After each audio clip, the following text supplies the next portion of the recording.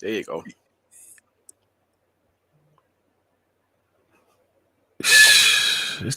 Stole my solo, bruh. Trying to open the show, he stole my solo. That's And you on mute. crazy. How I'm you sorry. steal the solo? I'm sorry for That's being late. crazy. I That stole my solo. was of course on the new That's episode on the Huddle Podcast. crazy. Man, we back on in the huddle, man. We gonna talk about the big historic news at DC with the DC Stadium. And we're gonna look at some of these draft picks from over the weekend. Right after this, let's get to it.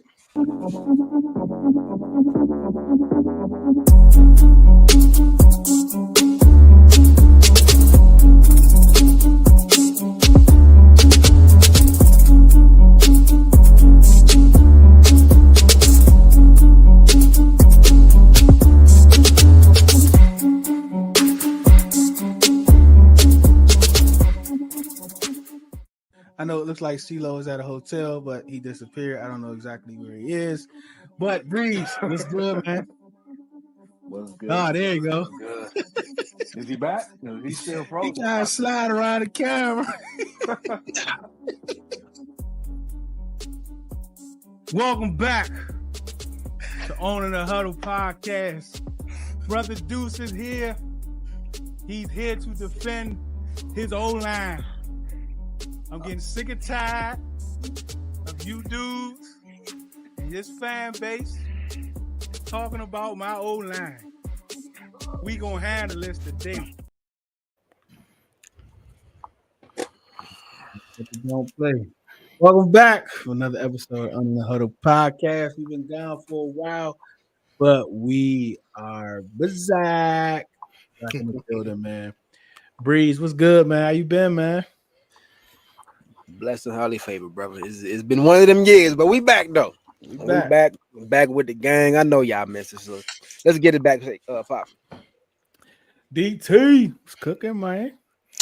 What's up? What's up? I'm sorry for the little late entrance. I lost track of time after I just did an episode for my own self. So we good, man. But I'm very excited for what I heard today. Very excited.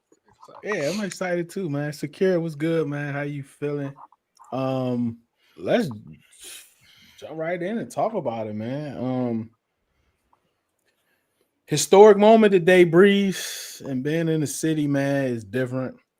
I'm just like, how you feeling though? Because I'm excited. I'm glad. I just maybe because of the long, drawn out process, and it's still another hump that we got to go. But just getting here, like I didn't think we was ever gonna get, and it's like it just happened. Yeah, I mean, like I can't like go crazy yet because I know there is still one big hurdle that they got to get over. But I definitely didn't see this, like never in a million years that I think I would be seeing them play at that site. Definitely not being able to go take my kids to see them play at that site. So it's definitely a good feeling. But until everything is voted on, signed, sealed, and delivered, I'm still trying to be a little reserved though. What about you, DT? Like, what's the vibe down there in the 757?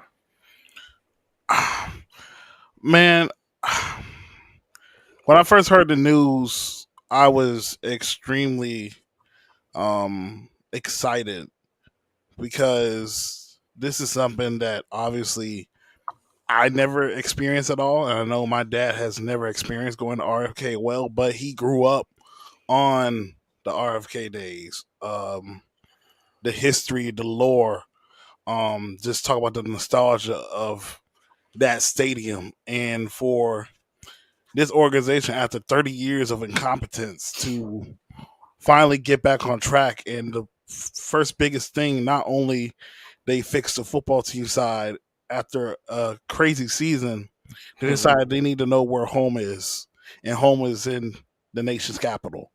So I just reminisce on watching highlights during my lunch break of, the old team name with being RFK, seeing the stadium rocking and things like that. And to think for myself as one of the younger fans, like I finally get to experience that coming soon. I finally get the chance to see being inside DC with the actual stadium state of art stadium that's definitely gonna be. I'm very excited about this, man. Like we've been waiting for this for a long time, and the biggest thing for us is like, yes, FedEx or Commander Sphere, wherever y'all want to call it, it don't even matter to me. Like it was that stadium has been slandered for as long as we've been watching them, and I'm very excited for what's to come for this team in this new stadium. Yeah, man, it's been a lot of different things to come out um, about the stadium, and I want to put it out there, let everyone know that the rendering that's going around is not the actual rendering of the stadium. Like that hasn't even really been started yet on a public level. So like what you saw is just like something they just put down just for this moment. Nothing has been approved, nothing, none of that. So even though I did like the I don't know if you noticed, but on that rendering that they did have, did you notice the W Breeze? I know you did. Nah, bro, I was at work, bro. It was one of them days. I still got the picture on my phone, but Yeah, bring up the picture and see if you see the W. Did you notice it, DT? like in the Well, in the, yeah, in the lower that's bowl, that's I saw it that's too. that's two C Henrys tonight. and like you talking about Jeez. like the lower I had a bowl. phone call. I had a phone call. Bro.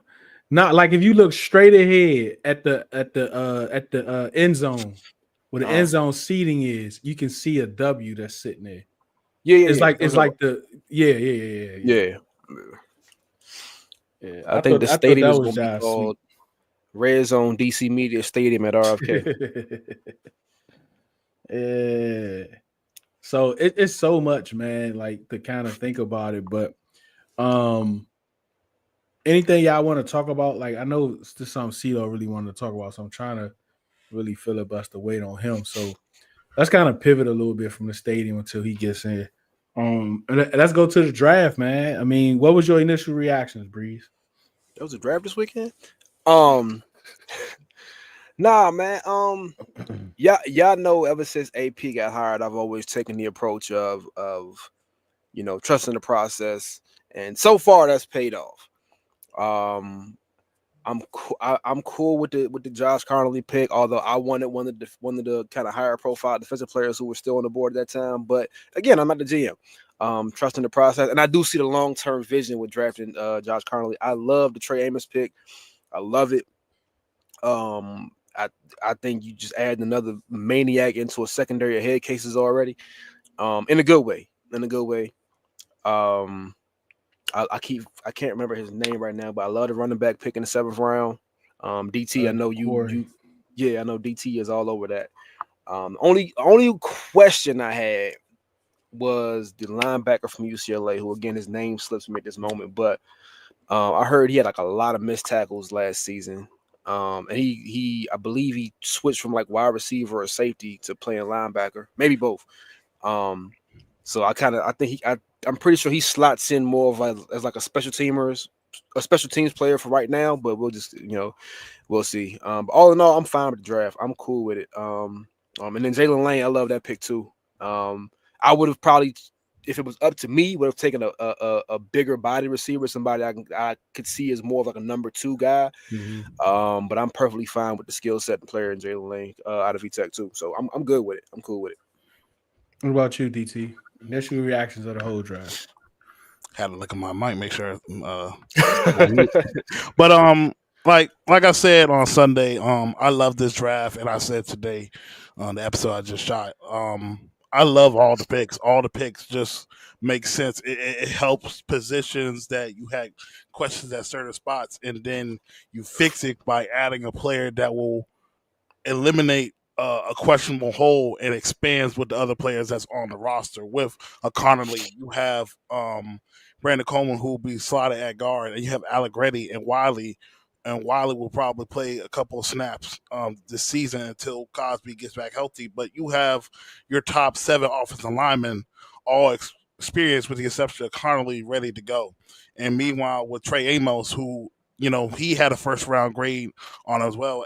AP would say he helps out the secondary, adding an outside guy. So you put Mike Sanders still back in his natural spot that they wanted him to play, and you got a defense backfield that has some depth, even with Noah Iguodala and Jonathan Jones coming from New England. And obviously, Jalen Lane provides punt return ability, but also some speed for this offense. I think when you look at that pick, it reminds me so much of when we drafted Jamison Crowder. He also had punt return ability when he was first here, but he provided some.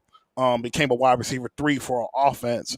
The Kane pick, that was kind of questionable, even though I do acknowledge that we need some depth at the linebacker spot, but that'll be someone they'll probably develop and sit just the same way with Jordan McGee and probably play some sub packages, things of that nature. And obviously, Ja'Cory Krosky Merritt, I think that guy is so dynamic. He's going to be probably the biggest steal and biggest factor for this offense, a change of pace back for this offense to go with Brian Robinson.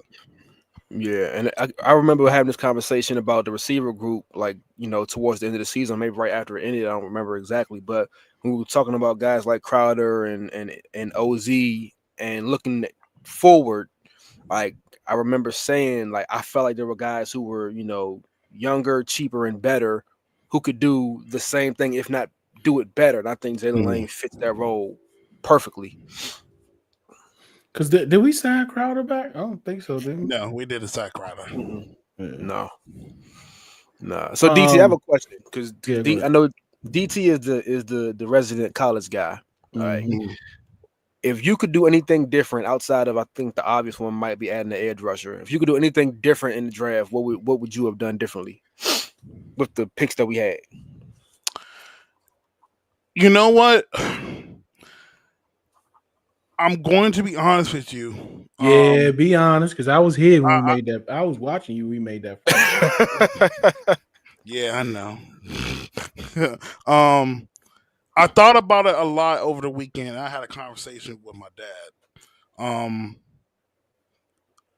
I honestly am okay in a sense of why they didn't press the need for an edge rusher, because maybe they felt like those edge rushers were not defensive ends. And when I say that, they're not guys that's able to play the run and rush the passer. Like, there might be some questionable about that. And we seen for this offseason, they addressed the defensive line heavily with guys that are able to stop the run. And even though they're not the most ridiculous pass rushers like we see from Micah Parsons, other guys in the division, Deidrick Wise can get to the quarterback. Jacob Martin can get to the quarterback.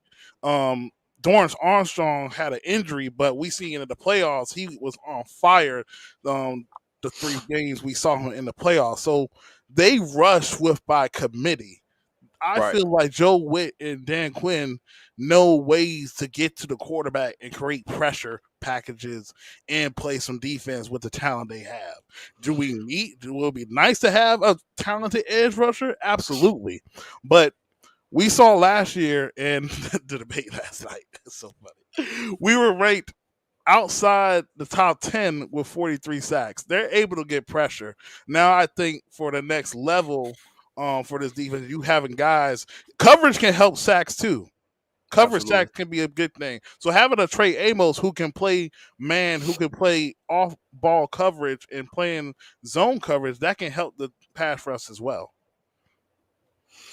Yeah, I think we kind of agree. I feel like we had this conversation around the time the Myles Garrett thing was heating up a few months ago, and I feel like we kind of agreed that we felt like their process was to, rather than going and getting one elite edge rusher, like you said, DC, to kind of rush by committee. And even don't count out Frankie Louvu coming off the edge either. He was there, next to Dante Fowler. He was I think he had more sacks than Fowler, right? Or they were like naked, like tied for first. Fowler had 10.5. Okay, so good luck, Dallas. But yeah, I'm cool with the group. I know that was a sexy pick. Like I said, when they were on the board at 29, my initial thought was to trade back. The trade market kind of picked up right before we got on the board, so there was really no market, not as big a market there as they thought they might have. But I mean, you had Mike Green and you had Will Johnson. Like, you had a lot of guys, Max Harrison. Like there were a lot of guys that I would have, me personally, probably would have taken. But again, I see the long term play with Josh Connolly and drafting Josh Connolly, and if he is what they think he is, he slots in at right tackle. When once Cosme is back, now you have, like you said, D2, we have Cosme, we have Brandon Coleman playing guard, but he's probably more comfortable and better suited. You have Nick Allegretti, you have Tyler Biadasz. Like I'm cool with it. I see the long term play. I'm fine with it. And Andrew Wiley too, who, yeah. Now I did at one point the one position outside of edge rusher I had questions about.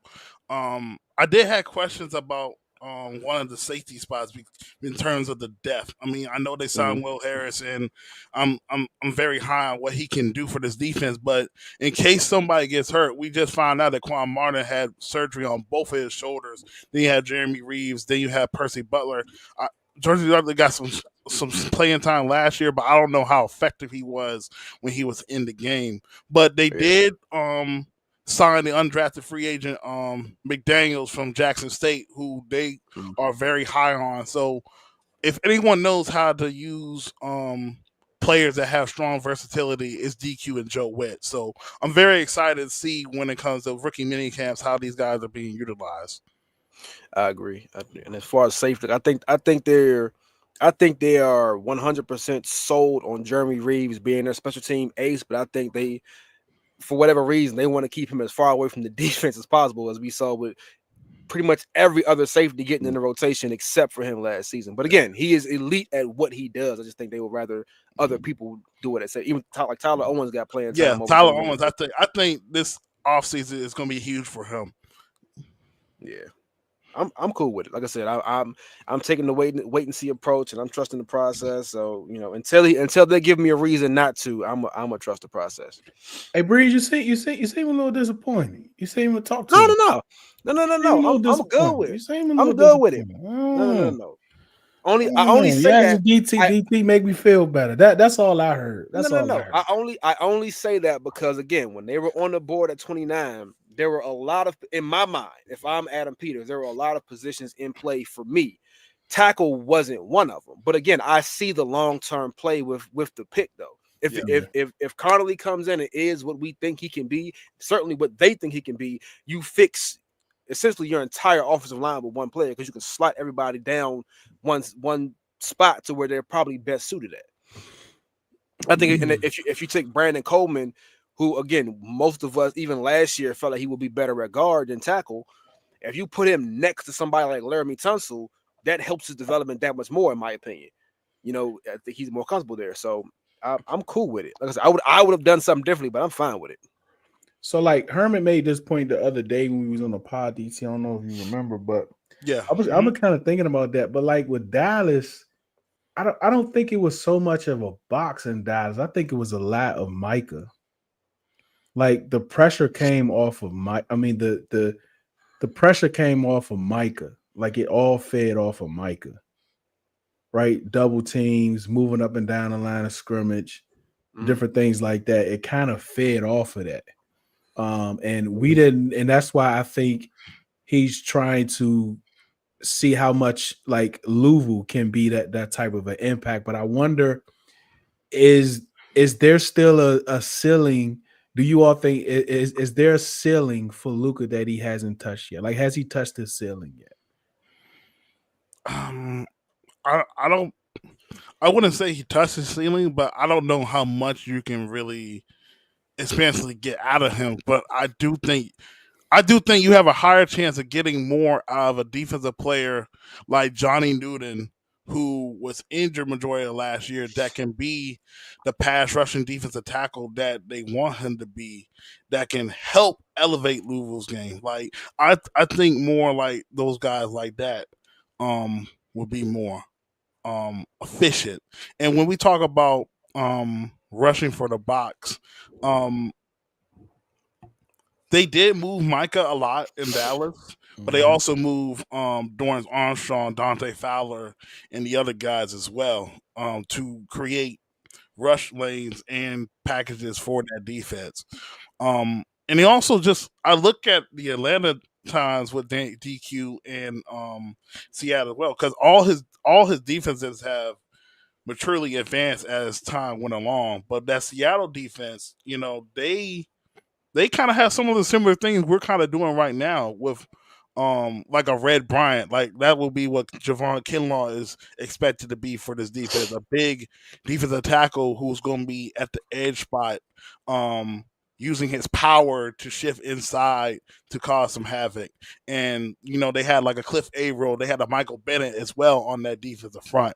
So I can see where he's coming from rushing from the box, but I also think like one of those guys is a key factor. I think for me, this defense, I would really love to see John and Newton take the next step. I also want to see a guy Yeah. like Devontae Jean Baptiste take a little bit step in his development as well, because I could see some of the rush ability he provides when he was playing. It's a Yeah, I good think point they too, real high Cuddy. on him Can't too. fix everything in 5 picks. Go ahead. Go ahead. Go ahead. No, I think they're really high on Javante John Baptiste. And remember, prior to his 1 year at Notre Dame, like he came from Ohio State, which was like rolling out edge rushers like at will.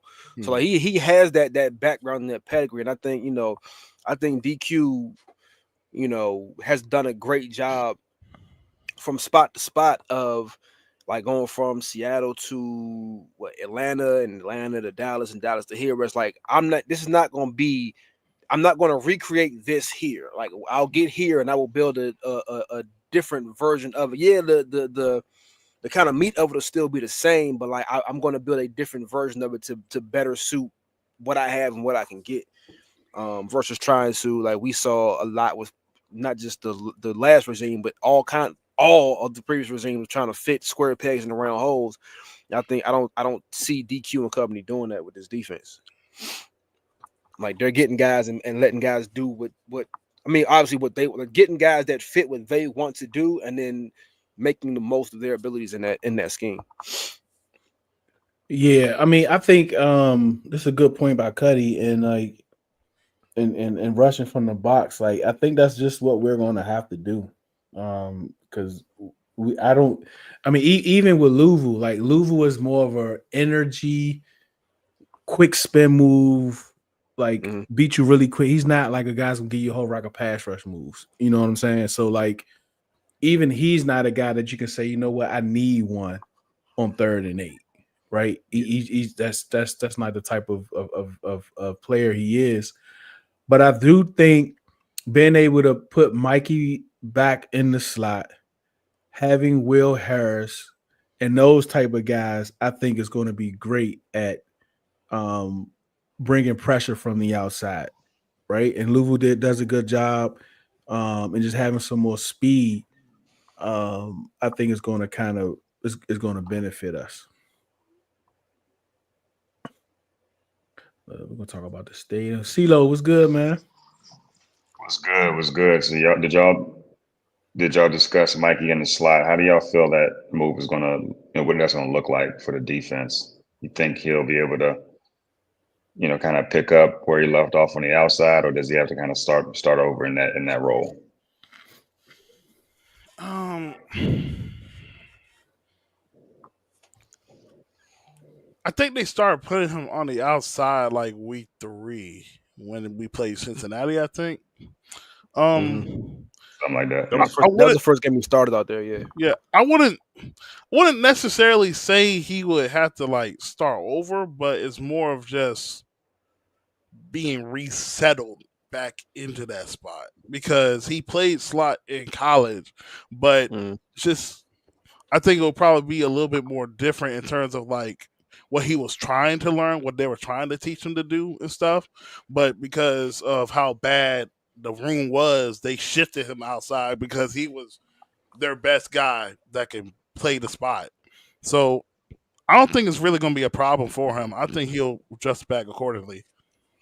Yeah, I don't see. I mean, as quickly as Mikey spent his pretty much the entire offseason playing the slot, and then almost on the fly just because of out of necessity he had to play the outside, and he made the adjustment. That first game was a little rough against Jamar Chase, but after a game or two, he kind of settled in. I think the Baltimore game he really showed that he was kind of settled in um, on the outside. And obviously, by the time the season ended, we was looking like, yo, like Mikey might just that might be his new spot now. I think as quickly as he made that transition from inside to outside, I think he can make it, go right back. Especially, going into the off season with a full not a full off season, but they started off season workouts last week. So yeah, I think he'll Yeah. be fine. By the time it matters, he'll be fine. And I'm pretty sure he'll do both this season as well. Just Yeah, I don't like. I think he's so natural at the position. He played at such a high level. I try to remind people that how they looked at um how they looked at uh remember Sandra Strill when he came out, he was that was Quan. I was thinking about Quan. I'm switching back to Sandra Strill. But like it wasn't so much like he can cover from there. It's like I think Herman has said he's one of the best blitzers from the nickel spot. mm, Um he like the way he covered the pass, the way he covered the run, like he was just great there. And I think that's one of the hottest positions to learn. Has been and I just think it's just going to be muscle memory. I actually think he's going to yeah, be a better slot. Ben as though having an understanding what it takes to play outside too. Like he understands it. I think that's going to help him even more because I think slot is the hottest position to learn on defense I and to I would play. agree. Yeah, I And I would think agree. he's very smart and he's played it at a high level. And he kind of struggled coming out the gate. Of course, as the NFL adjusting to it. But just like he adjusted to playing boundary, I believe he would adjust it to the slot as well. Yeah. Also, I think it's worth noting that like as it pertains to like the totality of playing cornerback, Mikey is still fairly new to that position. So it's not like he's been a lifelong cornerback and he's kind of stuck in his ways and kind of hard to break out of it. He's still very much, even when he was drafted, he was still fairly new at the position. Now only just a year in, having to move around a little bit. I think his brain is kind of adapted. Just well, I can just do all of it. Where now he's kind of learning all of it versus being locked into one position and just Yeah, stuck in how he operates in that position. And another thing is Will That's a good point. Harris. Like I think Will Harris is going to take his game to a whole nother level. Yeah. Like Will Harris has been playing this game. I mean, and Jonathan Jones.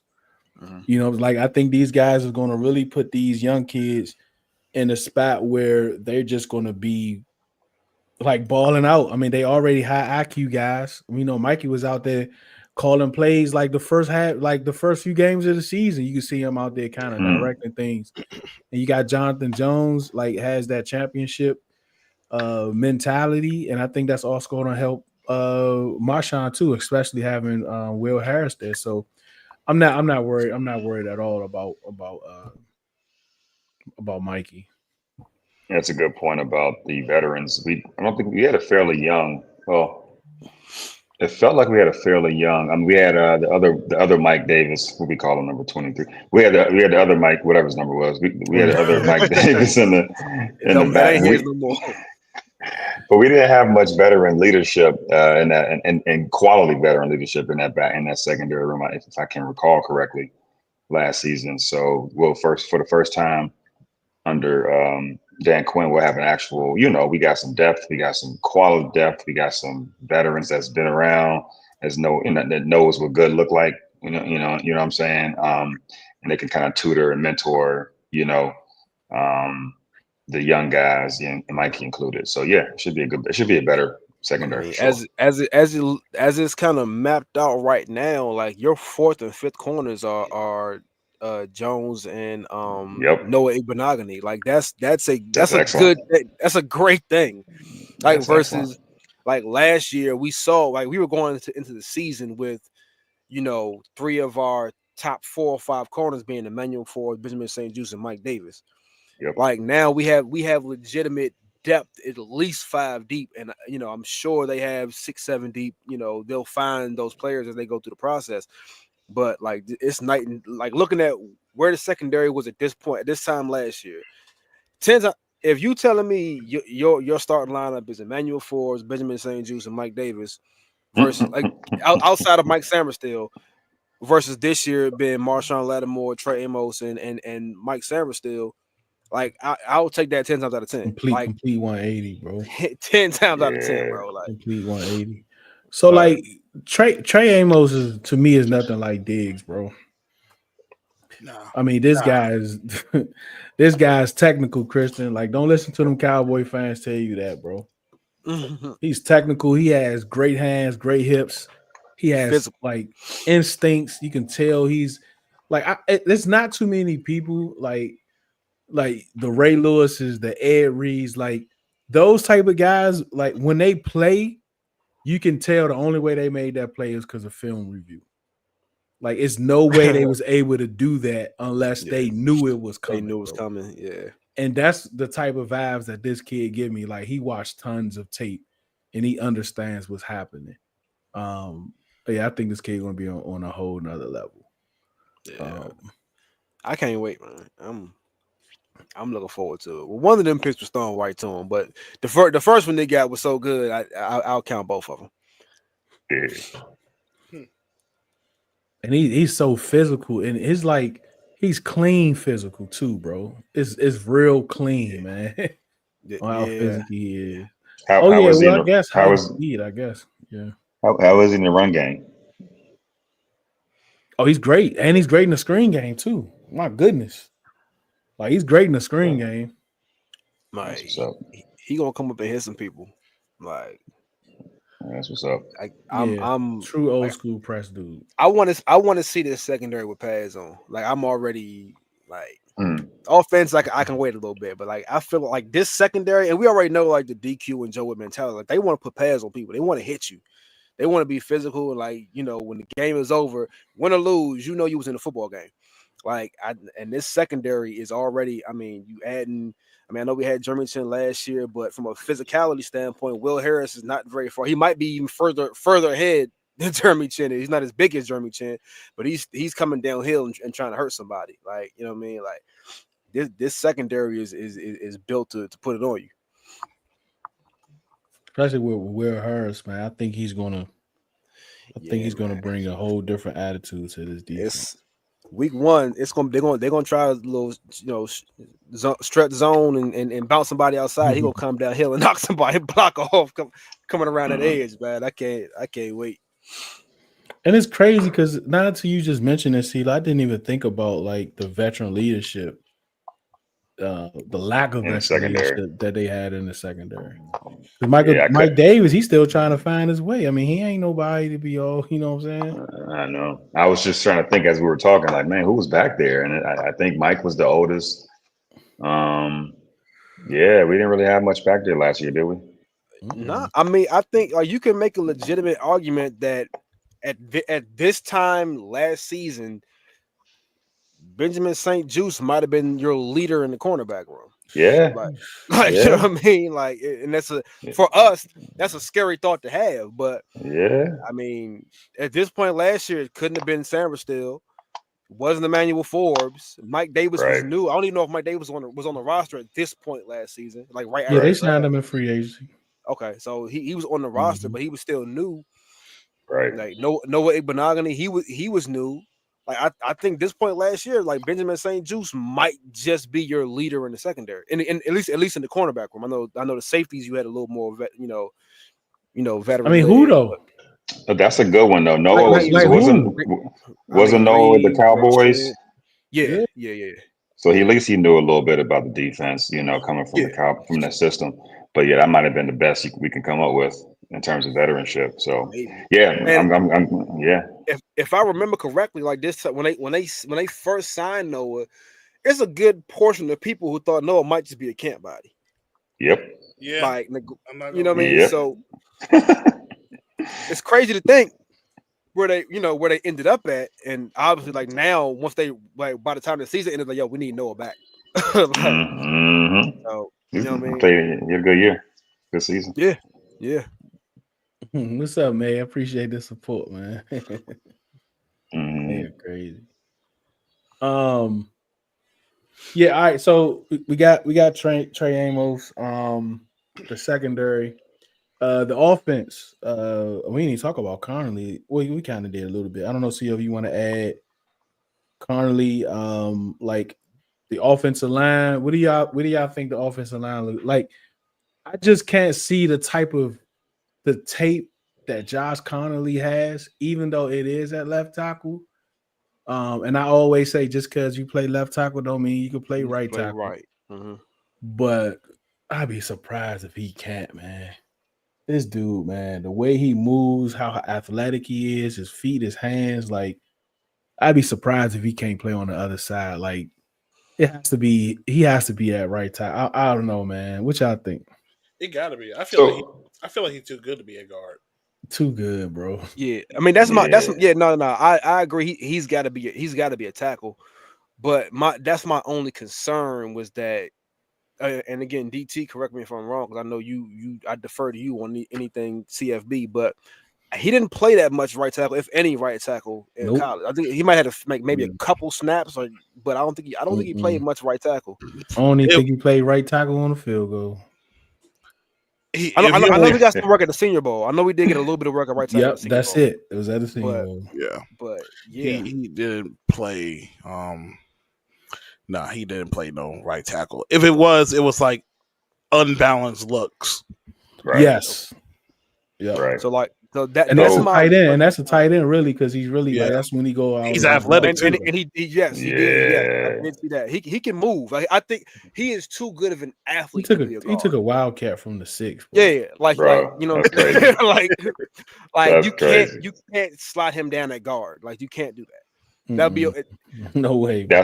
That's why, to answer your question, dude, that's why I'm sitting here like I'm less worried about Colony. Not worried, I'm less concerned about Conley, and more interested in the other pieces, right? Like where is Coleman going to go? I'm thinking right guard until Cosme's back. I think they like Allegretti at left guard for now. Biotic, and then of course you got Tunsil. So I feel like Coleman is a guard, and he may actually end up being a backup. Once Cosme gets back into from his I injury. mean, I think He said in a somebody did perfect it in world. front of the Capitol building. I ain't see that yet. Yeah, I gotta do mine too. I tried yesterday. I had flip flops on. I almost So killed myself, but that's another story. Uh, but the Yeah, he gave Abdul the business. Go ahead, DT. most snaps he played at right tackle was 2, and that was 2022. yeah, Nothing. Okay. so And those were yeah, probably unbalanced Yeah, spots, probably. I think Like in if a you go perfect detail, world, you'll see it. I think you got Tunsil at left tackle. I didn't know he was a running back in high I school. I think Allegretti's deal is up after this season, right? I Uh, think, Or does it? yeah, it I was think like Was, it, was he 3 year two it's or like deal. I a three? think. it was like a 3-year right. deal, but I think you can cut him after this year. Yeah. Okay, so in a perfect world, you probably looking at Laramie Tunsil left tackle, Brandon Coleman left guard, Tyler Biotis center, Sam Cosme right guard, and then Josh Connolly at right tackle. I would assume in a perfect world. Now, I mean, I don't know if you want to bounce Brandon Coleman around that much. At some point, he's got to kind of lock in on a position or at least stand aside, because that's a lot of different skill sets going from left tackle to right tackle, left guard to right guard. That's a lot of moving. Granted, he can do it because he did it at CCU, but I think in a perfect world, that's what you're looking at like long term. Okay. Yeah, I was thinking I didn't about know he played next running back. next. That's interesting because I think Coleman played running back too in high school. That's Or a it he might have played basketball. I might have been thinking, but I know he That's definitely crazy. played another sport. That's a lot of athleticism on the offensive line, bro. boy. We And we finna Yeah, need that. pulling We like need that, man. Yeah. It's we do. crazy because we talked about like the way you build a roster like from this past year is to the people who you are counting on to start that were starters. If you can move them to a role player and insert a starter, like that's how you build your team. Right. And I think we've done that at a few places on this roster, especially in the offensive line. Because we could like this time, barring anything, Cosby come back, we could end up having like what one, like 3 new starters on the offensive line, and still have the starters that we had the same last year players. still here. Mm-hmm. Yeah, as that's backups. that's why I say if Connolly slots in at right tackle and is good, you fix like 2 or 3 positions with just that one pick. Mm-hmm. Right. So like long term, I know Mm-hmm. Larry Tunsil. How old is Larry Tunsil? Like what? But Early he got it 30s? right. He's Like he, 31, I think. One 30, 30. 30. Okay. So yeah. you, But I people think you can like get him. him, Trent, those dudes that's elite like that, them dudes play well into their 30s, bro. Yeah, so that's what I was getting to. Like, I think if even if he is 30, 31, I think you can still get production out of him for at least another 5 or 6, at least Yeah. the duration of like he's in his, you resign him, whatever, another 4 or 5 years at least. I mean, Trent is still playing, arguably still the best left tackle in football at whatever, Well, he 35, doing the little I 36 can't now. fit the helmet thing right now. Well, But yeah, yeah. I know, But yeah, but man, like this line could be set like the next 3-4 years, bro. Like with no movement. Like the guys, I mean, we locked up Cosme last year, and we got these rookies, and when they lock up Tunsil's gonna be at least 4 or 5 year deal. yeah, Biada's got a what? He got a what, a 3 year I deal, think I Viada's think. got 3 years. Yeah, So who knows? They might try to extend him before the season or something. You know what I'm saying? So And then you we'll got see. Wiley, who is on his last year. We ain't even talking about him. So it's See? gonna be interesting. Like, I mean, that's a quality backup. You take him, put him as a backup, that's a quality backup right Yeah, there. that's what he is. I mean, you know what I'm saying? Everything. I mean, he might go to God maybe, to Cosby, but still, like but he I has a think Yeah, that's lot of even starting better if experience, you have and backup he might even linemen. stay to be a backup. Yeah, if you have backup yeah. linemen with starting experience who can move, that makes it that much easier to kind of That's move and manipulate the Yeah. roster a little bit. yeah. That's actually really good to have. That's a good problem to have. Mm-hmm. Yeah, but I don't Mm-hmm. I don't want to go in a training camp with 90 men and we already know who 52 of them are going to be. Like I want to have to Mm-hmm. cut good Yeah, players, and like that's a good yeah, problem to have. It sucks when you have to cut somebody that you like and that's good and they go on someplace else and blossom, but you want to, like, that's a good, with the way football is set up, you want to have to cut good players. right. That's a good problem 'Cause to have. It's a great problem to have, to be honest, right, based on Mm-hmm. what we were. right. I mean, we used to be out that joint with practice squad players. Real Yeah. talk. This time, or 2 years ago, I'm sitting here talking about Cole Turner. So listen, we come a long way. Yeah, all about depth, man. I think your team is as strong as your depth, man. You're as strong as your weakest player, man. And I think they doing really good. Like the way he's building this team. We're gonna talk about that. Like when we finish talking about the draft pick, but it's something different. Like I've never seen it. All right. We didn't have a third round pick, fourth round pick, Jalen Lane, um, Virginia Tech speed guy. A lot of us looking at him as a punt returner, but I think he's a bona fide punt returner. So Luke, count your days. Um, I mean, what you think, DT? I mean, yeah, I said earlier, like this remind me of when we drafted Crowder. Crowder was also a punt returner, but he accelerated and became the third wide receiver with Deshaun Jackson, Pierre Garcon. I think he has every ability to be the third wide receiver for this team because Mm, of the speed alone. And we see how they were able to use Diami last year, Zacchaeus and them with screen game stuff like that. So imagine using him in the screen game, reverses and stuff. And he showed some ability to play outside when I was watching him after. Shout out to Kyle on the Commanders Draft podcast for putting me on to him. I watched a lot of his games this year. His game was being shrouded by bad quarterback play and just a bad offense overall. Like it was literally him and Tutton were the only thing that was keeping that offense alive for mm, Virginia Tech. So for him, for his ability to play with a quarterback that's going to hit him in stride more consistently, like a Jaden Daniel, and we know Jaden he has one of the best deep balls in the league. I think he's going to be a high volume player, be a guy that can have like maybe 40 catches, but he have like 7 touchdowns in that type of sense. Like I think he's going to be a playmaker for this offense. Cheeto.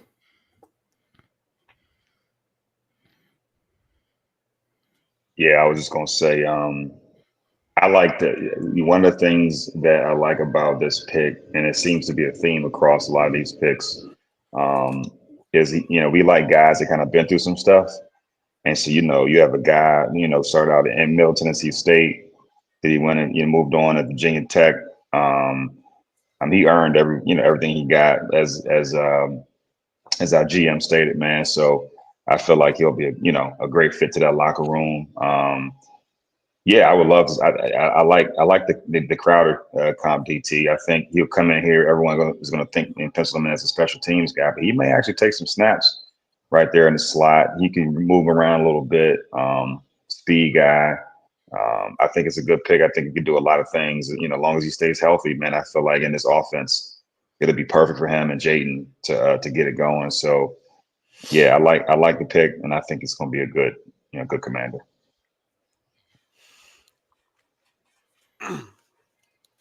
Yeah, I agree. I think, by the time week one gets here, I do think he'll be probably certainly your number one punt returner, probably kick returner too. Granted, we all know that's not as important in this era of NFL football. But I definitely think he'll take a considerable amount of snaps as your third receiver. Obviously, we know what the skill set Deebo Samuel has. They'll move him around a little bit, which may eat into some of Jalen Lane's offensive snaps. Because I don't think he'll be if Deebo is inside, I don't think you then put Jalen Lane outside. Excuse me, but I think he'll take a considerable amount of snaps as your third receiver this season. Yeah, I agree. I think there's a lot of competition. I know the wide receiver room is a little top heavy with known production, but everything after two is it's going to be a lot of competition. It was a lot of competition last year, so but I do think. Let me ask y'all this before we move on. And what's up, Clint? We're gonna get to the defense in a little bit. We talked about it a little bit earlier. Calvin was good.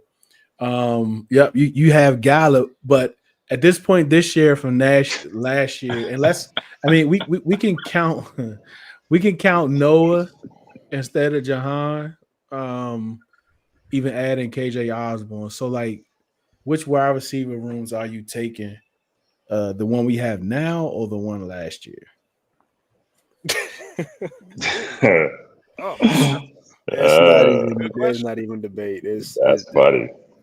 I mean, it's a good year. question, though. I think it's a good question. This year, I mean, I was higher on Jahan than a lot of people, and I was so wrong. I think we're all. But yeah, no, I'm. You talking about like in general, or just like at this time last year? No. So like this time, just like our wide receiver, let's just talk about like not Jahan. We add Noah, and we're gonna put Crowder at the end of the year, what he was able to do, and like KJ Osborne. So that'll be last year with Terry, Luke, Oz, Diami, and then what we have now. I don't know if you're taking too many tops off, Herman. I'm gonna be honest with you. I don't know about that. I'm taking this year because of Deebo. Yeah, I mean, Deebo is more dynamic than anybody else. As far as being able to do different things, he's more dynamic than anybody else in that room this year or last year. I can tell you going into the season, I feel better this year, right? Because this time last year we were all nervous, or let's say like you said, eliminate the Jahan. Without Jahan, we were like we were trying to trade for Ayuk, and we were. I mean, it was we looking doing bleak. that with Jahan. And we were doing that with Jahan, but we really was amped it up after Jahan. We were like, who is he going to throw to after Terry? And then as the season progressed, it just started to click. I mean, Zach Ertz stepped up, and yeah, man, that's a good question. But I want to say this year just because of the Deebo factor. But you can argue last year though. You can argue last year. To your point, CeeLo, I want to remind everybody who's listening right now that there were points last offseason where people were looking at Luke McCaffrey like, oh, he gonna be our number 2 receiver by the end of the season. Mm-hmm. I want to remind you all of that. And look at how far we've come. Where there are some people that's like, yo, Luke might not be on the team this year. Like, I'm just saying. Like, and mind you, Yeah. this is with still, even if you include Jahan in last year's group, there are people like, yo, I think Luke gonna take number 2 next year or this year. Talking about last off season, where now I think there are at least three, clearly 3 people ahead of Luke, in my opinion, and probably 4 or 5 ahead of Luke, at least. I just don't understand. I don't understand KJ Osborne. I get it. He had a decent season back in Minnesota. Seasons Um, with our with the seasons. S. Yeah. I don't know, but he's young, so maybe you give him a chance. And then the Michael Gallup thing, I'm like, so it's just it doesn't like look pretty, but we'll see what the competition, what happens in training camp, see what happens. So Yeah, I just think Um, overall they can like. I agree. I think this year's receivers that we have going into camp is better what we had at the end of the year, to a point where I think Jaden can maximize these guys more than what he could do, because I think they're better individual players overall. But like, I know last year I was saying, man, I wonder what Curtis Samuel would look like in the offense last year. And I think Debo is going to be able to answer those questions for me, in a sense of like what he's going to be able to do, or how Cliff, bro, the whole thing about Cliff and the note, like, I don't know if that was made up or whatever they did, but that right there tells you that he's not asking for a running back. He wasn't asking for a wide receiver. He's asking for an offensive tackle, bro. Do you know how like held back his offense was by having max protection so often? Mhm. Yeah, mm, man, Yeah, just think yeah. about that for a minute. I can't imagine Jaden being back there sitting in the pocket for 3 seconds. Like, bro, he ain't got it. I mean, he can. Like, that's just not even fair. like the second half of the season, like getting Conley now warrants the reason why we couldn't run the ball second half of the season, and the pressure rate for the offensive line, it went from 6.9 to like 11.7. Like, defensive lines were getting to us easily. That's why Jada had to run a lot more than what he wanted to. So you get a guy that can help out the offensive line and also help out the run game, and drafting Merritt to go with Brian Robinson power. I'm hype about what the old line's gonna be looking. We got some athletic road raiders, man. I mean, just imagine like no Agree. more chips. Imagine the Yep. offense with no more chips ahoy, like Rob, like Slim like to say. It's gonna be crazy, man. All right. No fifth. We get into the sixth. Kane Madrano, linebacker, USC. I mean, shoot, UCLA linebacker. Does this mean that he was with our old boy Airbnb for a little bit? For one season, yes. I'm about to Okay. drop you, bro. Like, come on, bro. It just hit me. It literally hit me like, oh But yeah, look, that but was look though, he. he was with Ken Norton Jr. the year before that. That's true. That is true. So I'll take that. Was Ken a linebackers coach or was he the defense Yeah, coordinator? he's a linebacker. Linebacker coach. Okay, Yep. Yep. that's good. And UCLA have produced some defenders past couple of years. yeah, So, but I think for this one, he's gonna need some time. Um, because he was a wide receiver when he got to UCLA, transition linebacker. You see some of the traits he's able to do, especially in coverage. But when we're talking about recognizing and diagnosing plays and making the firm tackle, that needs some work, especially if majority of the times we're running nickel and we're going to have a 4-2-5 defense, and you have to make that tackle that's worthy. Like, we need you to make that tackle. Um, I seen some people were talking about like he has the size of a safety. I mean, I don't know about that. I think he is kind of small in the sense, I mean, he's but what, 220 something. I think so. Like, I, I I, mean, I just see him as a guy that's going to be developing under Bobby Wagner with Jordan McGee. I mean, Mhm. 220 is a linebacker in today's NFL, bro. Like, But it just depends. Like I think he has the traits of a safety. Like I think yeah, for sure. he can cover. He can cover for sure. But his issue, which is good, like where we picked him at, he's labeled as developmental now. I think Yeah, his biggest weakness is the worst weakness you want to have at linebacker, and that's tackling in open tackling. field. Yeah, Angles, right? It's like, and not even so much as angles, DT, if you can agree, like he takes great angles, but he over pursues, he can't Mhm. break down, like he tackles very widely, Yep. right? So he can't wrap. So like those are issues, especially at linebacker. Like I think special teams might help him, but this might be a guy that they might try to sneak on the practice squad because if you can't tackle, you can't play defense in the NFL Yeah. unless you're a lockdown corner. He has a missed tackle rate of 26%. That's yeah, that's insane, bro. crazy. That's That's wild. crazy. And I saw people like in love with his speed. Like we don't still have Troy Apke PTSD. Like it was. I mean, I still do. I'm sorry. I can't speak for everybody, but I still do. But You yeah, talking about the up back? yeah. Oh The Lord, up please. that. Hey, I do.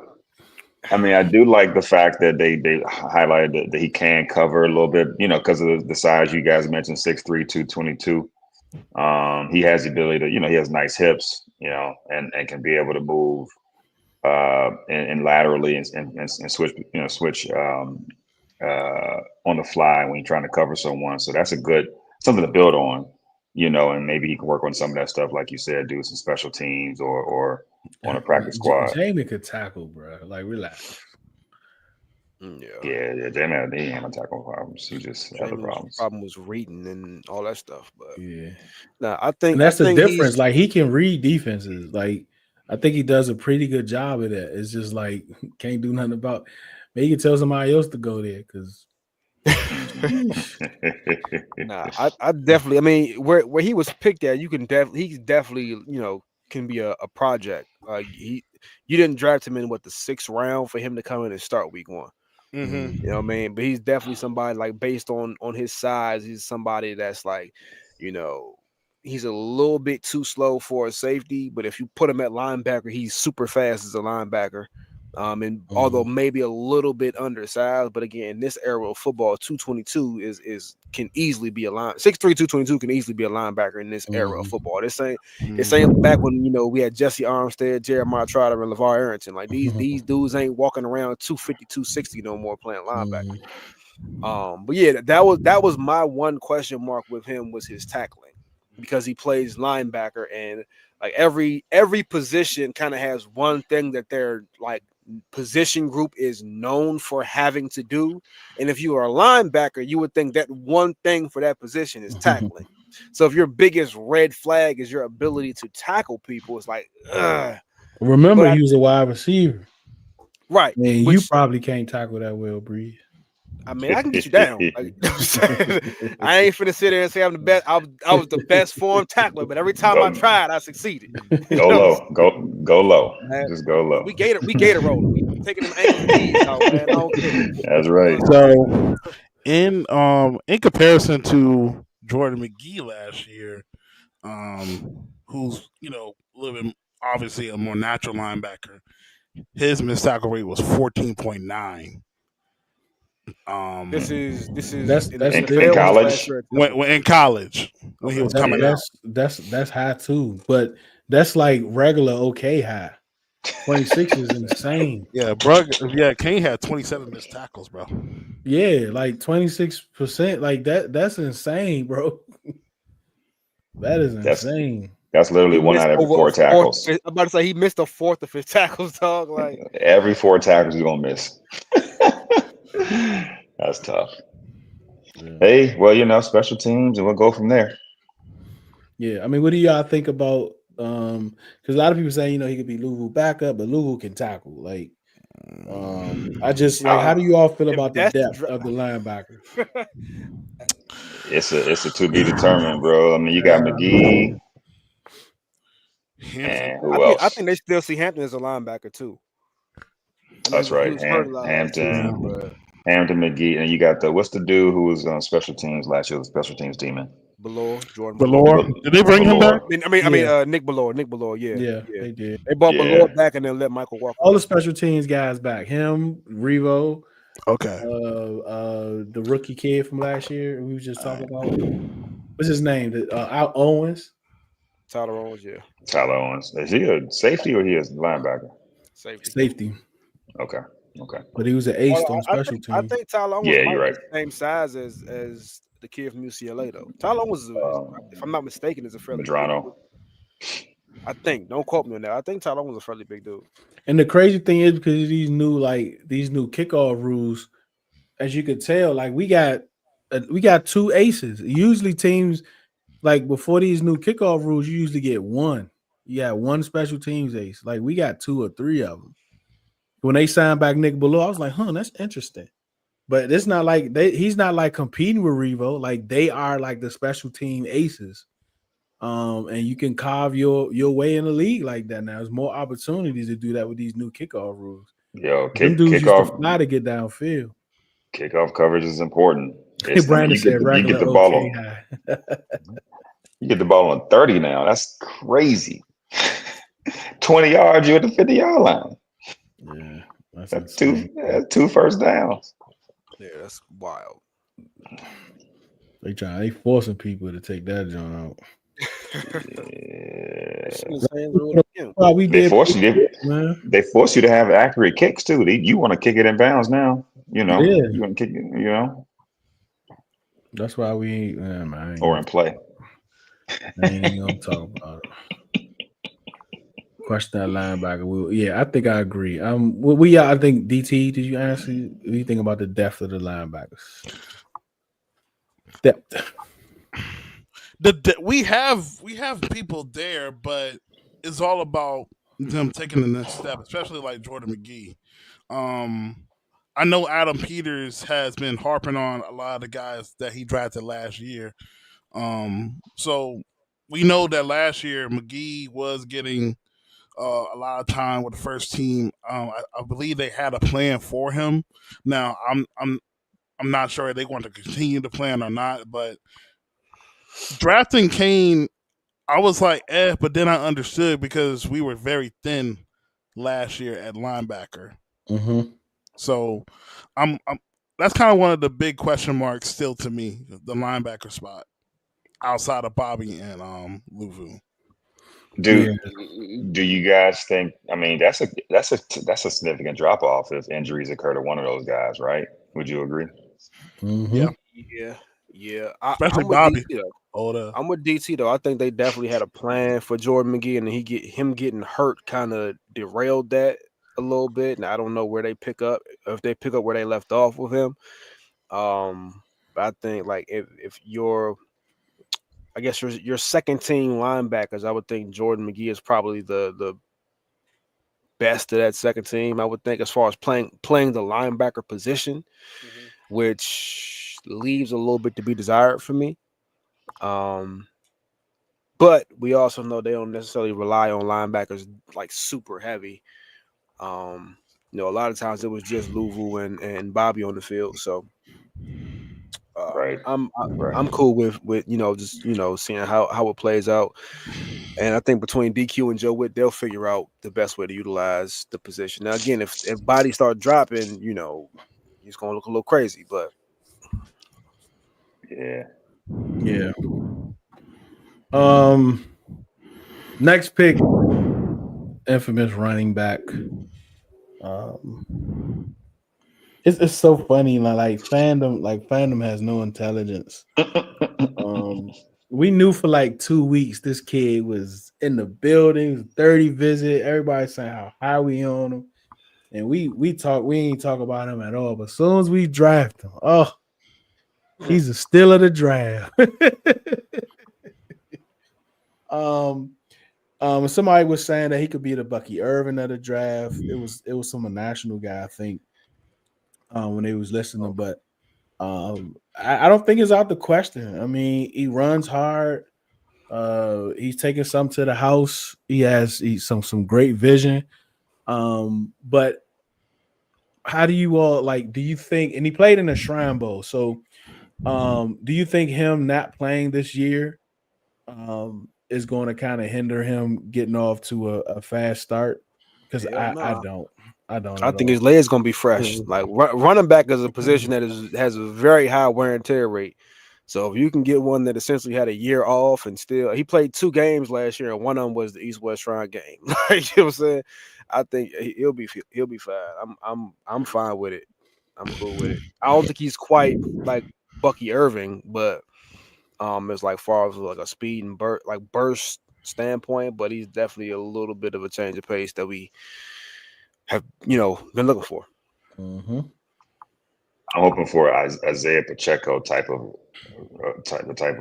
resurgence, right? Late round pick, 7th round pick, come in. He took over for Clyde's Edwards-Helaire, and he literally like never looked back until injury and stuff like that. But Yeah, I would love for that to happen if he came in here and just took the job from the guys in front of him. I don't know if that's going to happen, but he definitely got, like you said, dudes. I mean, he definitely got some speed, some vision. Probably got to work on a little bit of the pass catching abilities and stuff like that. I don't think he caught too many passes in his career, but nah, but he yeah, didn't. bro, he looks the part, man. He looks legit. Yeah, well, I think one thing that he has going for him is that like he's different from all the other, even Austin Eckler. Like he's different from all the other backs on the roster. Now, granted, being a 7th round pick, even the pick of this regime, he's far from being a lock. There's not a whole lot invested in him being a 7th round pick. We see those guys get cut all the time, but I think just based on the skill set and what we saw, and him missing a year probably hurt his draft stock a little bit too. But I think that because his skill set is different from Chris Rodriguez and Jeremy McNichols and B Rob, like that alone, I think gives him a leg up on any competition in the running back room. Yeah, he could have gone undrafted like easily, you would think, because he didn't have much tape out there for 2023. But I Yeah, I guess mean, we and then felt the differently.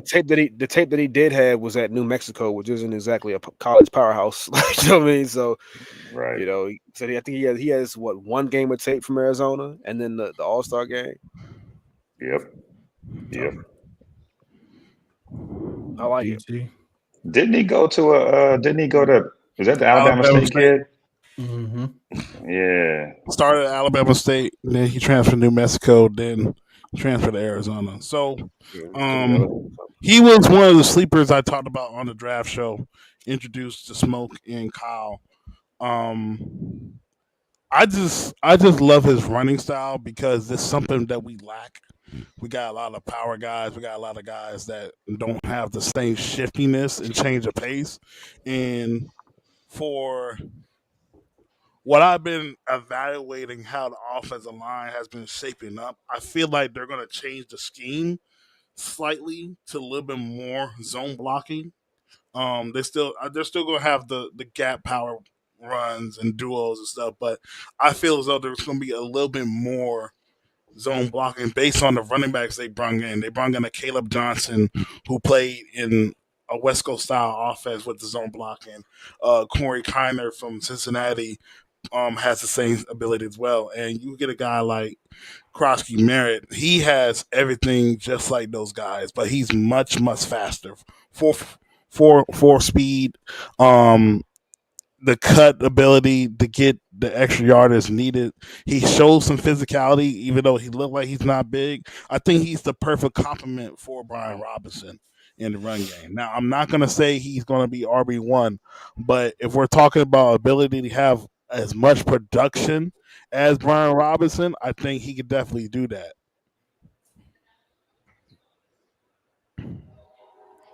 Yeah, I think I see him making his team like because I don't see him as a regular 7th rounder. I mean, the running back class was extremely deep this year. Of course, he didn't play this year, so he kind of fell a little bit. So I'm really not looking at him like a normal 7th round pick because I actually think he can contribute. But again, he still was a late round pick. I think he was what, the 14th running back taken, I think. Mm-hmm. Something like that. So I don't know, man. It's definitely going to be something to see, but I absolutely think he has an opportunity. The running back room right now, man, is Eckler a lock?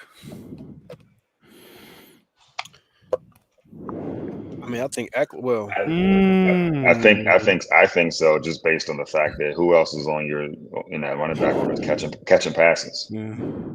yeah.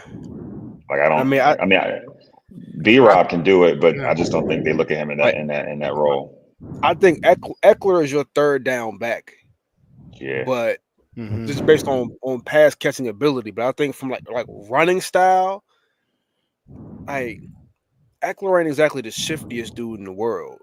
Like he's quicker. He's quicker than like B Rob and McNichols and all of them. But I think he's running style wise, he's a faster version of Brian Robinson. Like he had a concussion last year because he knocked himself out because he just ran head first into somebody.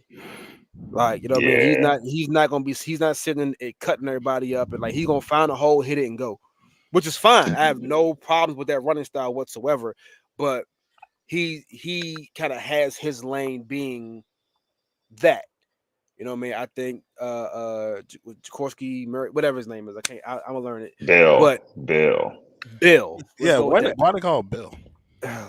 Jesus. He said that's his nickname. That's what people All right. call him at home. Yeah. Last time I heard a black guy named Bill, Bill Cosby and Little Bill, man. Well, all right. I'm gonna leave that one alone. Yeah, But that was so nasty. Bill is a different style of running back. So I think ideally they kept 3 last year, right? Wait, no, they kept 4 last year, 3 or 4. They kept 3 4. initially, but They were going back and forth. yeah, Yeah, because B Rob was hurt like the first 2 games of them, right? And they kept cutting B-Rob? C Rod, brought him Yeah, back. C brought him back, Rod kept coming back. You know what I mean? So So if yeah, I think if you keep 4, I think Bill, B Rob, and Austin Eckler are your first 3, and nah, then that comments crazy. That comment wow, is crazy. wow. well, That comment well, is crazy. I'm gonna let y'all. I ain't see it yet. Yeah, I'm gonna let y'all. Yeah, I'm not putting that up there, Bill. Nope. I think y'all. I I think mean, y'all Gus.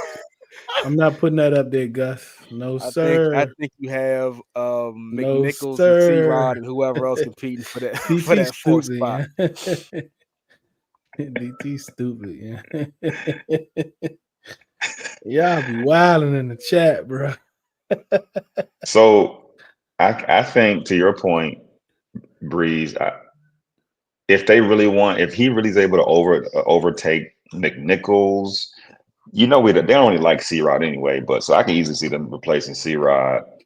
Yeah. So you're saying you're gonna have B He better go Rob. somewhere and be the number 1 back too. Well, no one picked him up when we cut him, so I mean, clearly, Right, that's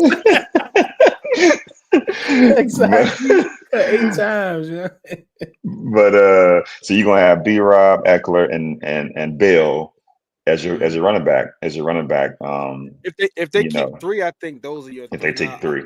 like I know that they're going to keep one on the practice squad, whether that's Rodriguez or anybody else that's on the 90-man roster for training camp or somebody else that's on another roster right now. They'll have at least a 4th on the practice squad just because again that position is too physical to not have a backup option waiting in the wings if you need one. But I think if they go with 3, I think there'll be some kind of roster manipulation with having backup linemen who can move around the different positions and stuff like that. But if you keep 3, I think your 3 are Eckler, B Rob, and then Bill. And then again, if you keep 4, I would assume it's most likely Rodriguez and McNichols competing for that 4th spot. And then again, if somebody in camp may pop in training camp, they kind of push them. Interesting. Yeah, that's an interesting running back room. Yeah, because also like B Rob and Eckler and basically all the running backs on the last year of the deal was set for Bill. So it's going to be an entirely different backfield next year. Mm-hmm. Mm-hmm. Bill is throwing me way off, bro.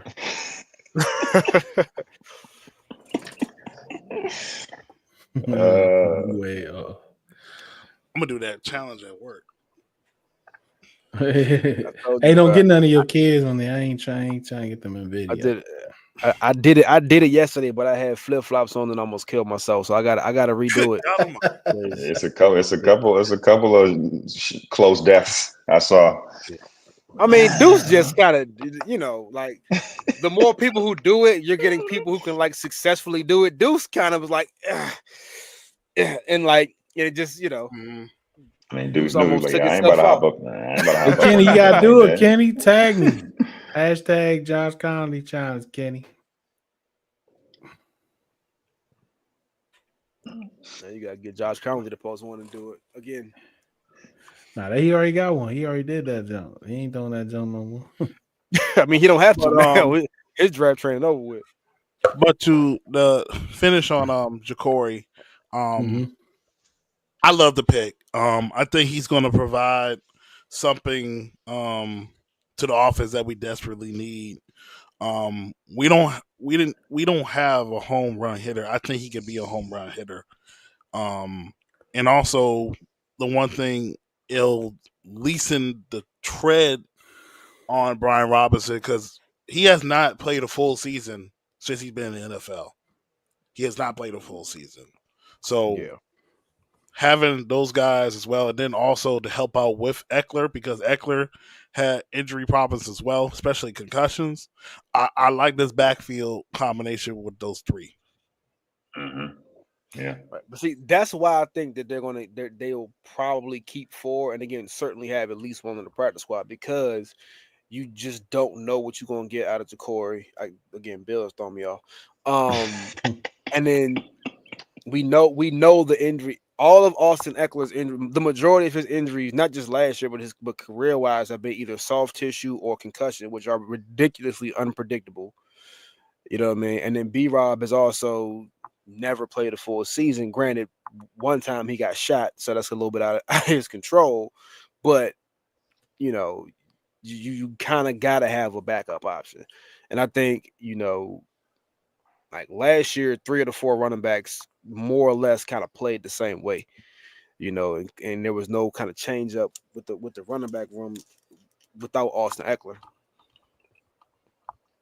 Ironically, Austin Eckler really fit best in that. I mean, C Rod aside, Eckler looked better in that traditional running back role. Whenever he did take carries from from the running back, I mean from the running back position, traditional carries, he looked the Yeah, best out of all of I them. think I think he just had the best vision, and He he's already Yeah, told he's y'all he ain't faster. trying to run that jump. He was he's faster, so he could hit the hole faster. Pause. Which B Rob was just there's very little wiggle with Brian Robinson, so he'll see the hole, and by the time he'll either run away from it, or by the time he gets there, it might be closed, and especially with the offensive line that wasn't great to begin with, Mm-hmm. which is an even deeper conversation that we'll probably have at some point. But How yeah. do you think Debo fits into the running back decisions? good point. Good question. I mean, he's at least when he was in San Fran, he kind of publicly stated he would rather not do that. I think it would be a waste of a This is a skill set if he didn't do it. I think it would be a waste of a skill set if you didn't utilize him in the run game at some point, whether that's lining him up in the backfield, reverses, jet sweeps, all of that. He'll definitely factor in somewhere. Not to the point of like taking genuine carries away from anybody in the backfield, but definitely just to kind of give the offense a different look, and to keep the defense honest. Because if you don't respect him in that regard, he going to break a 70-yard reversal on you or something like that. Yeah, look, bro, like this is the year. If you want another contract to close your career out, you're gonna have to do whatever they ask you to do, bro.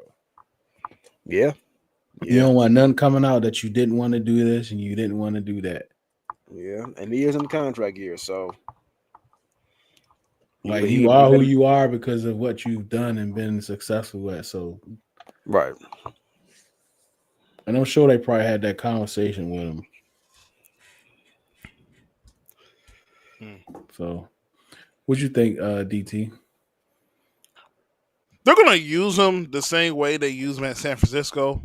Um, I Last do. chance you. Oh God, that's nasty. Y'all insane, bro.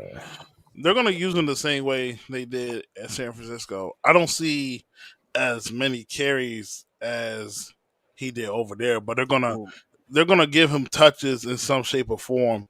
If you just look at what they did with Diami and Zacchaeus and how they utilize them, um, that's what they're going to utilize Debo. Those plays are Debo plays, and we yeah. could also see maybe like some wildcat like they did with Brian Robinson, but have Debo back there. They're going to have ways to manufacture touches for Debo, and I think it's going to be okay with the running game because he's also going to be a decoy at times because now you have to account for Jada Daniels' legs with the running backs and Debo, which is basically triple option football. Hey Mm. man, listen. That overload red zone package where they motion Josh Charlie to the backfield gonna go crazy. I'm trying to tell you, that's gonna go crazy. We already threw one to Trent Scott last year, but I'm trying to tell you, he gonna motion him to the backfield from the man. Listen, I see the vision. Cliff, if you need some plays, holla at your boy, baby. I got you. I see it. I see it. Man, he probably got them joints dealed up, man. Oh man, Cliff got a whole untouched playbook just sitting.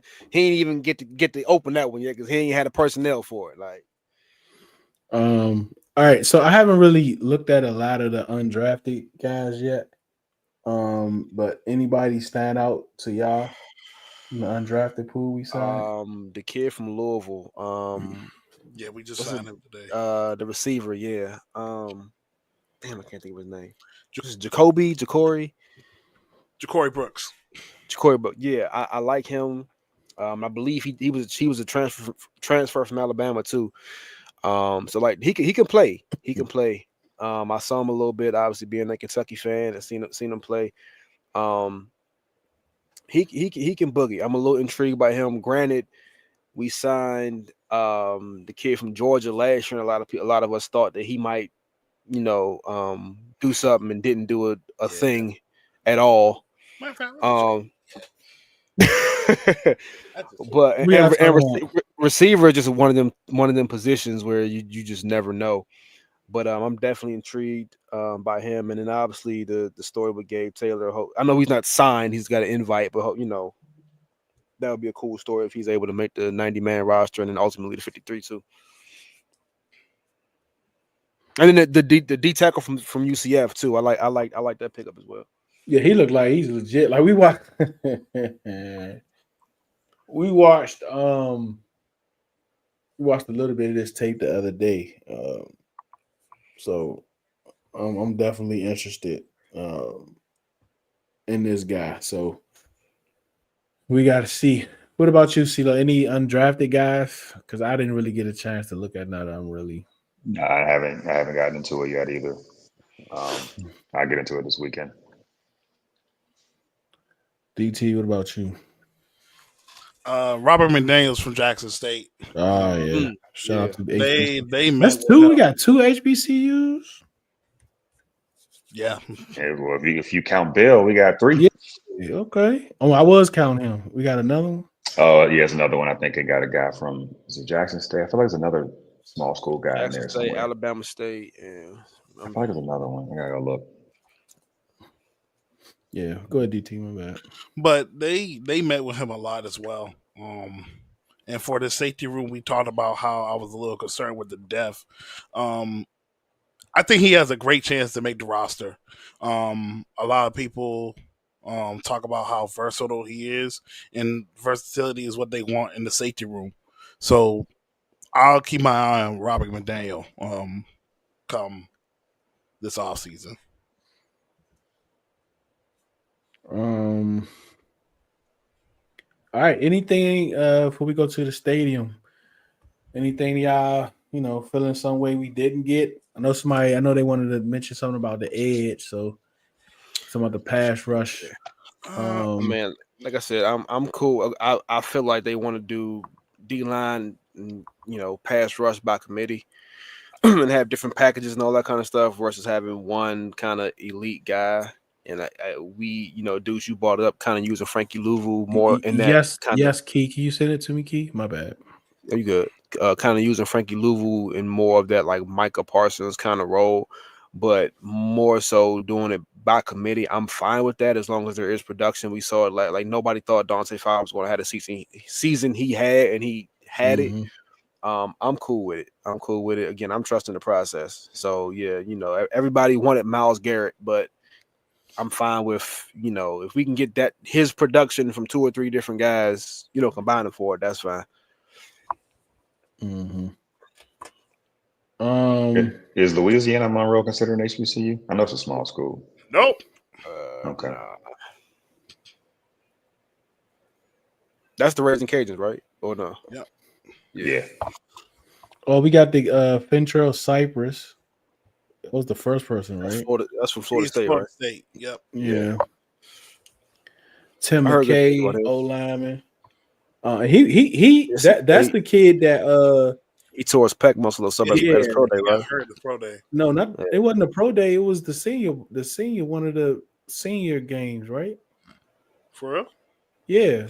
I know he got hurt at some It point. wasn't pro day. It was one of the either Senior Bowl or Shrine or one of those, I think.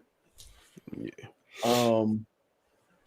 Trey Rucker, safety. We talked about Robert McDaniel, Carlin Vigors, Colin Sheely, the quarterback. So that's 5 quarterbacks. V Tech guy. Jacoby Jones, Keegan Jones, another running back. We got like 4 UCLA players. We got another UCLA linebacker, Ale Cole Caho. South, yes, that is Percy School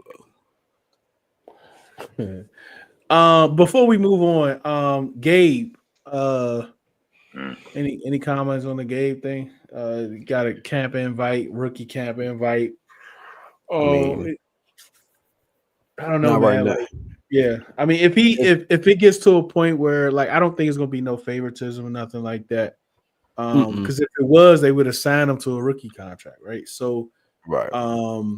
I think if it is 2 people that they like and they're kind of close, he might get the nudge. I think that'll be about it.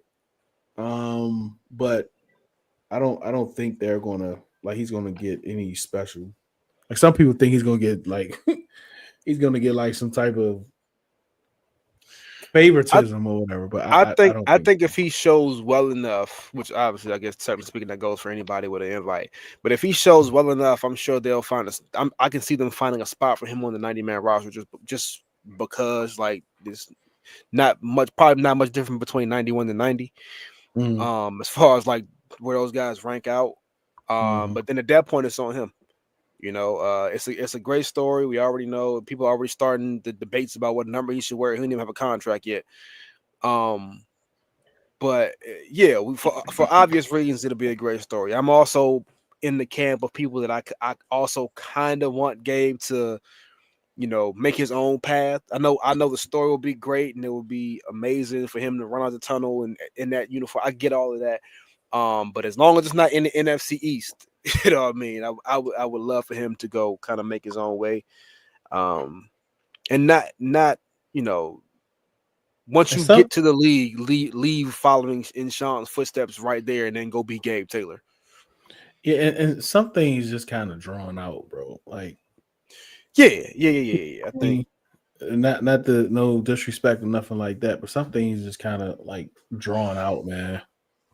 Nah, I'm with you, like because I have a 21 tattoo on my arm, like so. I mean, like I know what Sean meant to the organization and meant to the fan base and all of that. But again, like somebody, not saying everybody, but there's going to be a faction of people where if Gabe Taylor were to even get a camp, like make it to training camp, they're going to expect Sean Taylor out of Gabe, and that's just not realistic. That's why Like I thought he wouldn't come here. Like he said, he had a lot of offers. I'm guessing training camp. I mean, rookie camp invite offers. Yeah, but he So also said it was his dream to play for the Commanders, though. So I get it. Obviously, all things considered, but yeah, I mean, if he were to, and again, I would love the story and love to see it if he plays well and it works out. But the amount of pressure that people are going to unnecessarily put on him if he is even able to get a training camp roster spot, it's gonna be ridiculous. You know what I mean? And I'm gonna be sick to my stomach with all these number debates. You know, so like, Yeah. DT CeeLo, you got anything on him? South, you going to hell? I'm in agreement with Breeze. I don't want extremely unadulterating lofty expectations for Gabe because of the last name. Mm-hmm. I understand it. Um, Mm-hmm. I already knew from the jump, even if he didn't sign the contract with us, he wanted to be invited here because he knows about this.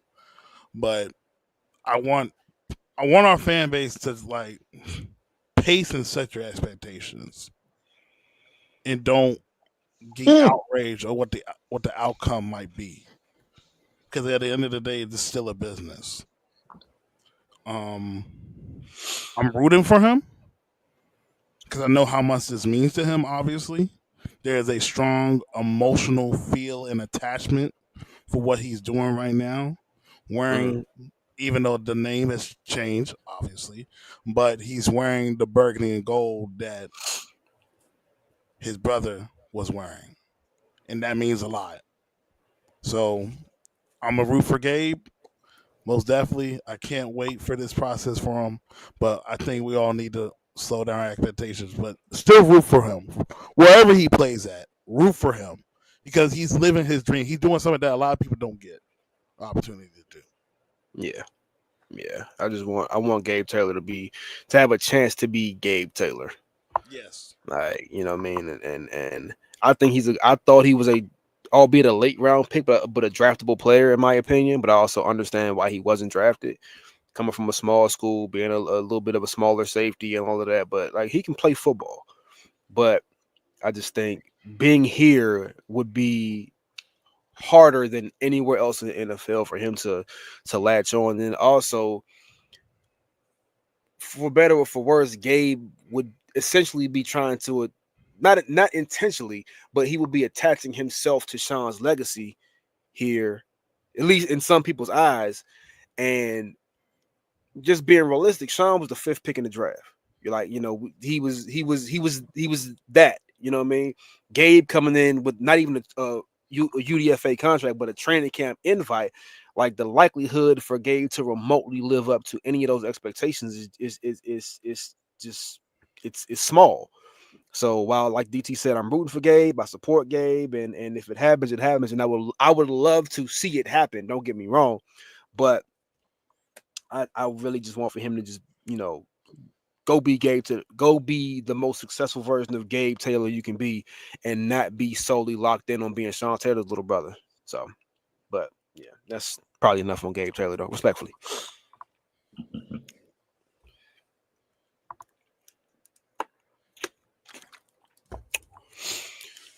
Deacon Deuce, what you got for us?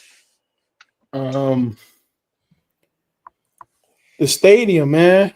Philo, you wanna? We talk about it a tad bit. Coming back. We didn't really talk too much about it, but everyone should know that there are no official renderings yet. So, like, what you saw is not what is. It's not official. It's just something that you just add, like put as a picture of something. So, it's not official. This is where, like, we see a lot of Josh and you seen bits and pieces of Magic and tweeting and all that other stuff. Mark, you see a lot of him, especially on Twitter. He interacts on Twitter a lot. You really don't see a lot of Mitch, but this is where Money Mitch is going to start cooking. Like, this is where he's going to start cooking in this area. But all in all, we can start with you, CeeLo. How you feeling about going back to the city? Because you was kind of like, in the beginning, like me, like, I don't know, I don't see it. Like, DC broke. But the dude putting up putting up 2.5. Like this is out of all the stadiums over the last 5 years, I think what the tweet said. This is the lowest amount that's expected from the taxpayers from of that public city funding. by a large margin. Yeah. Yeah, I think, for your owner to pay, what did he pay? 6.2 billion for this, for this team, and about half of that he's getting ready to pay for in the stadium is kind of insane, or a quarter of or a third of it. It's kind of insane. Like they putting up some serious cash for um the team, number one, and number two, where it plays, its games on Sundays. Um, yeah, man, it's exciting. I think it's exciting as a fan to see the team go back to the city. I personally have never been to RFK, like actually been to RFK, when they were in this in that building. I think later on the Nationals moved in there, the DC United played in there. Ironically, I've never actually been to any of those games. So to me, it'll be a brand new experience. So it'll be great to see them revitalize the area. That little that little parcel of land is kind of undeveloped, if you will. So it's some things like you said, many a times they got the fields back there that the kids play on, and they got some other stuff in that area. So my biggest thing when we were talking about it was I'm just curious to see how the project's going to look. Right, it's such a compact area. Um, I'm curious to see how that's going to unfold based on their vision. And so, like, I can't wait to see the renderings and how that's going to look. Um, Different feeling if I'm a taxpayer because I am a taxpayer in the district, and I'm like, they still gonna put up like almost anywhere from 3 to 500 million or a billion, depending on how you want to look at the numbers. And Took a little literally, more. they're getting ready to lay off a bunch of people because we have $1 billion shortfall in our budget to from all the Doge stuff and what Congress allocated to the city.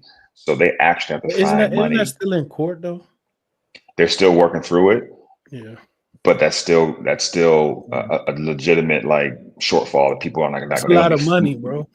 like people gonna be furloughed at a minimum, meaning they can just won't get a paycheck for a couple of weeks. So it's Yeah. a weird timing for all this stuff. It should be a celebration because I think it's a good thing. I think he's doing a great thing for like I don't feel like Josh Harris is one of them like you know lack of a better term like them slimy dudes trying to get over on the city. I feel like he's doing the right thing for the community and trying to bring the city back, team back to the city. I just think it's odd timing given everything that's going on about budgets and things like that. So that's the only like negative, if you want to call it a negative. It's just it's interesting, but I do think it's a good thing, bro. Like I think I'm just looking forward to the layout and how it's going to shake out. I think it's cool. Unfortunately, they couldn't bring the team over from Virginia into the area as well, but I guess they're going to keep it in Virginia for now. The practice Yeah, and that was facility and one of stuff the like that. things that he kind of mentioned. He was like the business offices is in Maryland up there, College Park. If everything goes well, the stadium is going to be in DC, and they're going to keep the training facility and all that in VA. Because like that's one thing I was real confident about is that like they're not moving from there. Like the players love it up there. The staff, as far as like the personnel staff, they love it out there. It's space out there. You know what I'm saying? You ain't got too many of you folk out there. Um, so it's like and then they making so many like renovations to the headquarters. Like once they did the field last year, I was like, oh yeah, they ain't moving. Like you know how much money that cost? That cost a lot of money, and they ain't do that just to be there for like 10 years. You know what I'm saying? So Yeah. I'm not surprised at all. So he was like, we have all three phases. So the commanders, I have a print in the DMV. Like every the Yeah, DM and the V has a print of the commanders. yeah, yeah. It's cool. Yeah. It's pretty cool. Man, it's dope. It's some few things that I have questions about. I'm in the group of people that I didn't care where they put the stadium at. I was gonna find a way to get there regardless. Mm. I Hmm. definitely have some questions as far as like you going from like obviously, and I had this debate with other people during the day. Arguing about the size of the stadium. Like, there's no need. We see what it looks like when a stadium gets taken over by opposing fans. So you don't need the bigger your stadium is, the more room you allow for opposing fans to get into the stadium. Granted, we would love to trajectory to continue to go upward with where this team is, and it's full of burgundy and gold every Sunday. But you don't need a big stadium just for the sake of for the sake of having a big stadium. And also, if you want a stadium in a city, you have to be able to fit the stadium in the city. You can't build a 95,000 seat stadium in the middle of Washington D.C. It just don't work that way. I'm cool with it. I think is dope. You know, a lot of it. I did go to one game at RFK when I was a little kid. I barely even remember it, but it's dope that a lot of us who have never even really been to RFK, at least for a Redskins game, which is what they were at the time, still have a personal connection to RFK. That's how just legendary that stadium is and what that stadium means to its fan base. I was fortunate enough that I've seen these Atlanta games there. I've seen Nationals games there. I've actually coached games at RFK. But yeah, I think it's dope for the city. I'm cool with 65,000 seats. The parking question is going to be a little weird because you're going from what 22,000. I think they said 22,000 parking spaces at FedEx Field or Northwest Stadium to 8,000 projected at the new stadium, which is a considerably less parking options. Although the metro is right there and all that, it's a lot of logistical stuff to work out, which I'm sure will get worked out. And obviously, if you've been to the area, you kind of see like even the infrastructure around the area is obviously going to have to change a lot for them to do what they plan on doing. But I think it's a great thing if you can if you know there's still a fairly large hurdle to pass as far as having the city council vote on and approve it. But if and when that gets approved, I think it's a win for everybody involved. So, bro, what happens to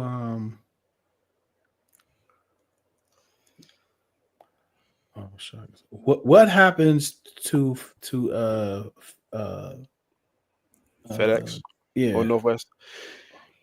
I mean I saw they own that Mayor. land, don't Because they? he did give them a plan of what he was going to do with it, right? Governor Westmore posted something today. I didn't read it though. Did y'all see it? Nah, because I know because didn't he give him a didn't Josh like earlier this year or last year give him a plan of what he's going to do with the land if they move? I think Josh did that, but I forgot what it was.